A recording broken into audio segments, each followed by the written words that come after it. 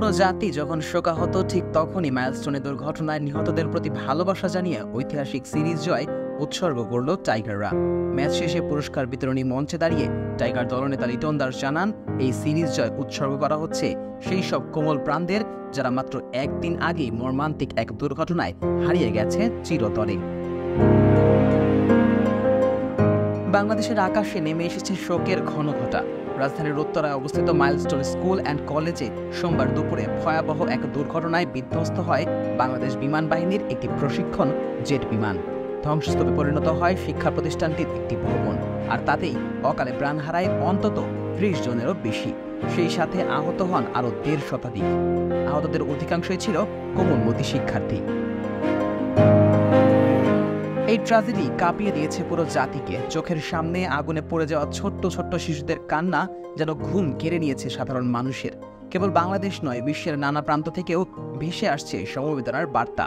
শোকাহত দেশের ক্রীড়াঙ্গনও থেমে থাকেনি। দেশের ক্রিকেটাররা দুর্ঘটনার দিনই ব্যক্তিগতভাবে নিহতদের রুহের মাগফিরাত কামনা করেছিলেন, আর একদিন পরই দলগতভাবে জানিয়ে দিলেন এই সিরিজ জয় তাদের জন্যই। ম্যাচ শেষে টাইগার অধিনায়ক লিটন দাস বলেন, আমরা জানি গতকাল যে জিনিসটা ছিল সেটা পুরো বাঙালি জাতির জন্য হৃদয় বিদারক ছিল। এই সিরিজ জয় সম্পূর্ণ তাদের জন্য। আমরা জানি যাদের জিনিসটা গিয়েছে তাদের আমরা কিছু দিয়ে পূরণ করতে পারবো না। অন্তত আমাদের পক্ষ থেকে এই সিরিজটা তাদের জন্য।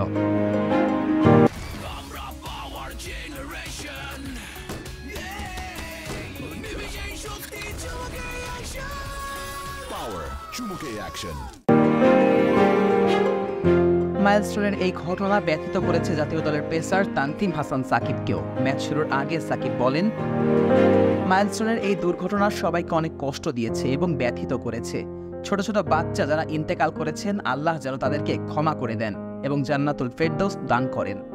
অভিভাবকদের সান্ত্বনা দেওয়ার মতো কোনো ভাষা আমাদের নেই। আল্লাহ যেন তাদের ধৈর্য ধারণ করার ক্ষমতা দেন এবং নিশ্চয়ই আল্লাহ তাদের এটা দিবেন। পুরো দেশ আপনাদের জন্য ব্যথিত এবং আপনাদের জন্য দোয়া করছে। এই দুর্ঘটনা সম্পর্কে রিশাদ হোসেন বলেন, কালকের যে ঘটনা ছিল ওটা দেখার পর আমি ৪-৫ মিনিট থমকে গেছি। চোখকে বিশ্বাস করাতে পারিনি যে এটা কিভাবে সম্ভব।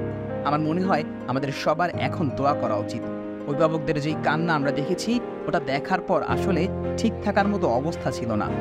আমরা সবাই এখন নিজেদের জায়গা থেকে দোয়া করব যাতে যারা চলে গেছেন আল্লাহ যেন তাদের বেহেশত নসিব করেন। ম্যাচের আগে টসে লিটন জানিয়েছিলেন, দেশের ক্লান্তি লগ্নে ভারাক্রান্ত হৃদয় নিয়ে খেলতে হয়েছে টাইগারদের। মাইলস্টোনের এই ঘটনায় শোকাহত লিটন তখন জানান, আমরা সবাই জানি গতকাল যা ঘটেছে তা আমাদের জন্য খুব কঠিন ছিল। এটা মেনে নেওয়া সহজ নয়। আজ আমরা ভারাক্রান্ত হৃদয়ে খেলতে নামছি। আমি নিজেও একজন অভিভাবক, তাই এই অনুভূতি ভালোভাবেই বুঝতে পারি।